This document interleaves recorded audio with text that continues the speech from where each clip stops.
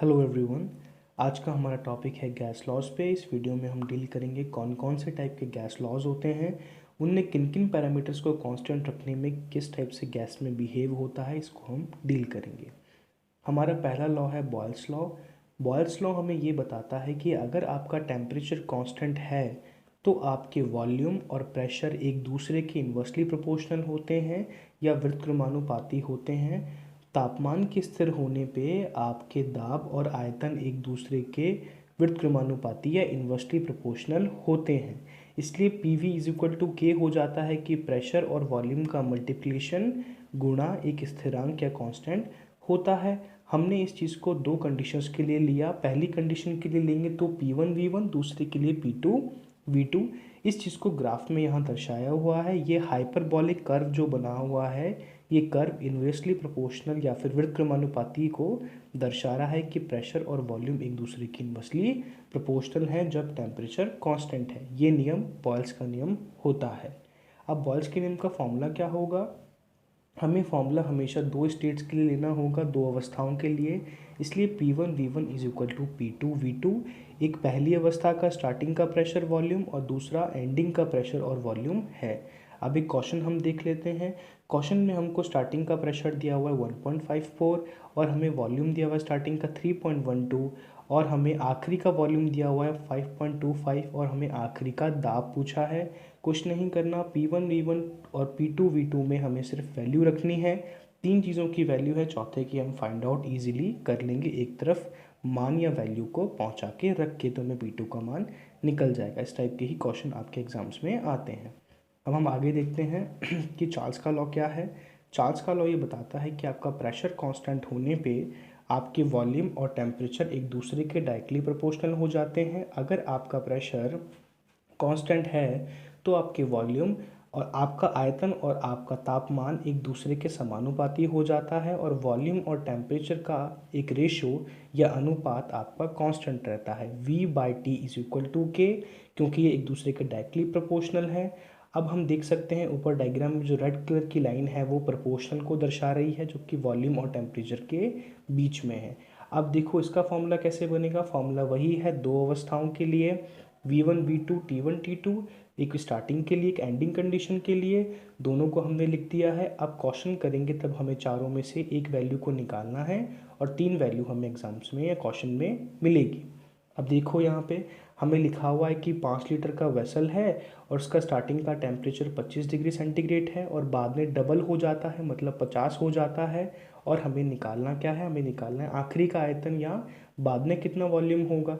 पर हमें इस बात का हमेशा ध्यान रखना है कि हमें टेम्परेचर हमेशा केल्विन में लेना है। सॉल्यूशंस में कभी भी सेंटीग्रेड का यूज़ नहीं करना है, हमें हमेशा केल्विन को ही लेना है। हमने फॉर्मूला लिखा V1/T1 is equal to V2/T2 और हमने V2 की वैल्यू को निकाल लिया। तीन वैल्यू हमारे पास में है, चौथी वैल्यू हमने निकाल ली। अगला हमारा लॉ आता है गै-लुसाक्स का लॉ। गै-लुसाक्स ने क्या कहा था?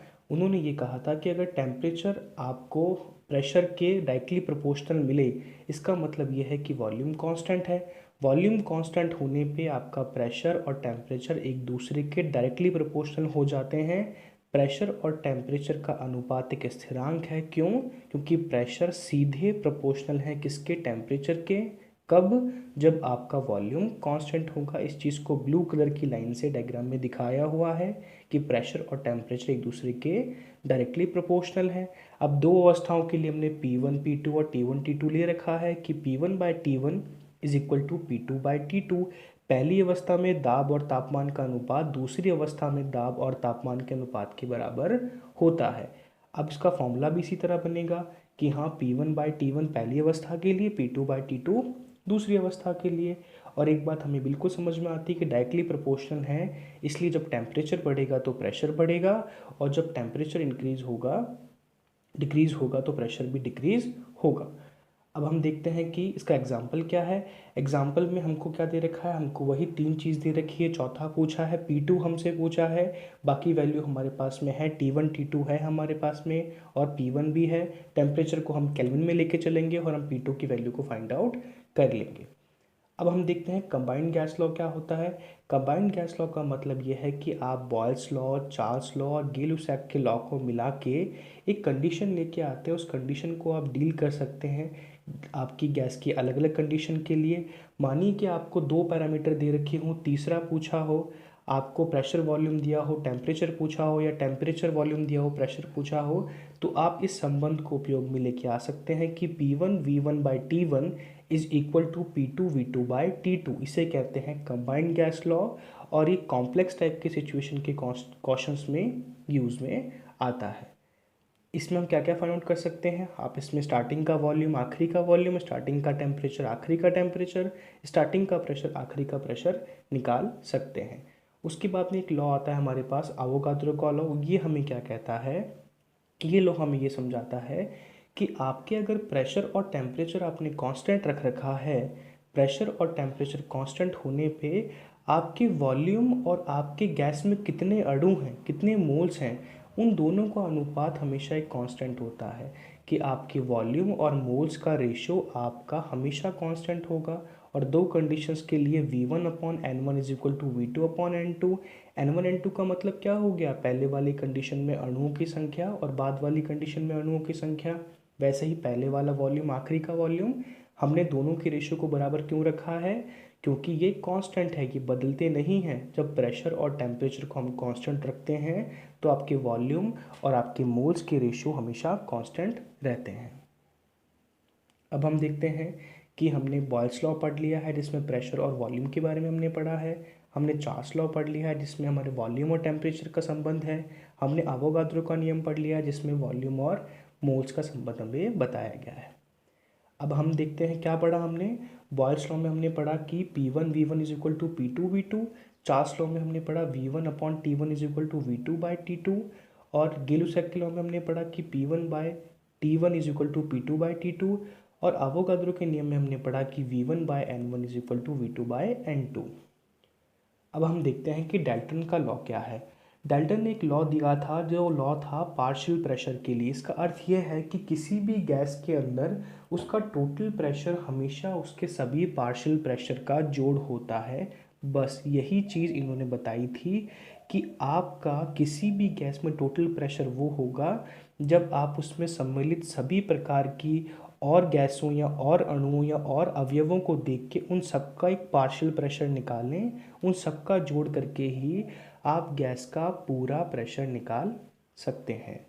जैसे कि यहाँ दिखाया हुआ है कि एयर में बहुत टाइप की गैसेस होती हैं, बहुत कुछ होता है। वाटर पार्टिकल्स हो सकते हैं, CO2 होती है, आपकी N2O2 होती है। इन सबके प्रेशर और सबके पार्शियल प्रेशर को जोड़ के ही आप कंप्लीट प्रेशर को गैस में निकालते हैं। आगे हम देखते हैं ग्राम्स का लॉ क्या है। ग्राम्स के लॉ में इन्होंने ये समझाया था कि हमेशा आपके गैस के मॉलिक्यूल्स हैं वो हमेशा लोअर कंसंट्रेशन की तरफ जाने की कोशिश करेंगे। मतलब उन जगह जाएंगे जहाँ पे लोअर कंसंट्रेशन होगा, जब तक कि आपका पूरा कंसंट्रेशन जो है वो यूनिफॉर्म ना हो। मतलब आपकी गैस क्यों एक छोटे से छेद से भी बाहर निकल जाती है, इसी लॉ का ये इसी जगह पे काम है। ग्राम्स के लॉ ने यही बताया था कि आपकी गैस क्यों छोटे से छेद से बाहर निकल जाती है, क्योंकि उसकी टेंडेंसी है वो लोअर कंसंट्रेशन की तरफ जाती है।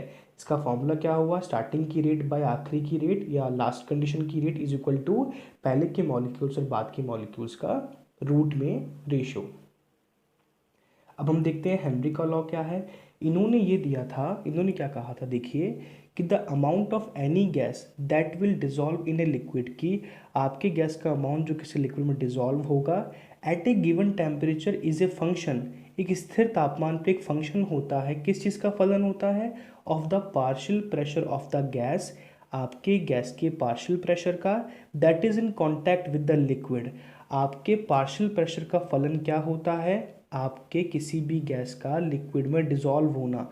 हेनरी ने यही बताया था कि आपका किस प्रकार किसी भी गैस जो किसी दूसरे तरल में डिसॉल्व हो जाएगी वो कैसे पता चलेगा, वो डिपेंड करता है आपके पार्शियल प्रेशर पे कि आपका पार्शियल प्रेशर कितना है।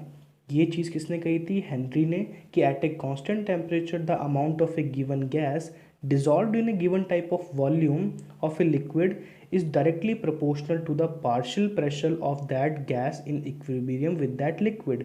कि आपका वहाँ पार्शियल प्रेशर क्या है, उसके समानुपाती क्या होता है कि आपने कितनी गैस उसमें गई है, कितनी गैस उसमें डिजॉल्व हुई है। P proportional to C। इसका अर्थ क्या हो गया कि उस लिक्विड का पार्शियल प्रेशर और आपकी कंसंट्रेशन की, मतलब आपने कितना गैस को डिसॉल्व किया है, एक दूसरे के समानुपाती होते हैं। और के एच यहाँ पे हेनरी के लॉ का कांस्टेंट है, क्योंकि समानुपाती का चिन्ह हटाते ही कांस्टेंट हमें यहाँ पे लगाना होता है। आगे हम देखते हैं कि अमेगट्स लॉ क्या होता है। इस लॉ ने क्या बताया था, इस लॉ ने ये कहा था कि आपके पूरे वॉल्यूम को आपको पार्शियल वॉल्यूम के एडिशन से ही फाइंड आउट करना होगा कि the volume of a mixture of a gas simply is the sum of the partial volume of the individual components. कि आपको पूरी गैस का वॉल्यूम निकालना हो तो आपको उसके सभी अवयवों के पार्शियल वॉल्यूम लेके ऐड करने होंगे। इस छोटे से लॉ को अमेगट्स लॉ कहते हैं। ये गैस लॉज में बहुत इंपॉर्टेंट रोल है इस लॉ का भी। अब हमने चार्ल्स लॉ देख लिया है, बॉयल्स लॉ देख लिया है, एवोगाड्रो का लॉ देख लिया और कंबाइंड लॉ देख लिया है। ये चारों बहुत इंपॉर्टेंट हैं। पहले में हमने क्या किया था कि हमारा वॉल्यूम और टेम्परेचर दूसरे के प्रोपोर्शनल थे। बॉयल्स लॉ में क्या हुआ था, वॉल्यूम आपके प्रेशर की इन्वर्सली प्रोपोर्शनल था। एवोगाड्रो लॉ में क्या हुआ था, वॉल्यूम प्रोपोर्शनल था आपके मोल्स की संख्या के ऊपर। कंबाइंड लॉ में हमने क्या देखा कि हमने चार्ल्स लॉ और बॉयल्स लॉ को मिला के कंबाइंड लॉ बना के दिखाया कि P1 V1 is equal to P2 V2, आपकी रेशियो में T1 और T2, कि आपके P V और T में क्या रिलेशन निकल के आ सकता है। और अब हम यहाँ पे देखते हैं कि बॉयल्स लॉ, चार्ल्स लॉ, गीलुसैक में डिफरेंस क्या हो गया कि इनके फॉर्मूलाज में हमने क्या देखा कि पहले वाले में बॉयल्स लॉ में टेम्परेचर कांस्टेंट था, चार्ल्स में प्रेशर कांस्टेंट था और गीलुसैक में वॉल्यूम कांस्टेंट था। बॉयल्स के लॉ के अंदर प्रेशर और वॉल्यूम एक दूसरे के इन्वर्सली प्रोपोर्शनल होते हैं। चार्ल्स लॉ में वॉल्यूम और टेम्परेचर एक दूसरे के प्रोपोर्शनल होते हैं और गीलुसैक के लॉ में प्रेशर और टेम्परेचर एक दूसरे के प्रोपोर्शनल होते हैं। एक बहुत इंपॉर्टेंट लॉ होता है जिसे हम कहते हैं जूल्स लॉ। जूल्स लॉ हमें ये बताता है कि इंटरनल एनर्जी किसी भी गैस की, आइडियल गैस की, डिपेंड करती है उसके टेम्परेचर पे, irrespective of volume and pressure, कि उसके तापमान पे ही उसकी आंतरिक ऊर्जा डिपेंड करती है कि उसकी आंतरिक ऊर्जा में बदलाव होगा, कम होगी या ज़्यादा होगी।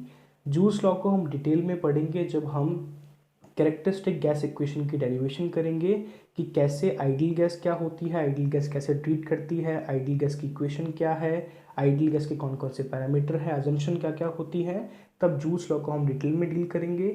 इस वीडियो में mainly Boyle's law, Charles law, Gay Lussac law बहुत इंपॉर्टेंट है, जिसमें हमने प्रेशर, टेम्परेचर और वॉल्यूम को कांस्टेंट रखा हुआ है। और बाकी सभी जो एडिशनल लॉ आपको बताए गए हैं वो एमसीक्यूज या छोटे क्वेश्चंस के लिए बहुत इंपॉर्टेंट होते हैं। अगर आपको कोई भी क्वेरी हो आप मुझसे कमेंट्स में पूछ सकते हैं। Thank you so much for watching.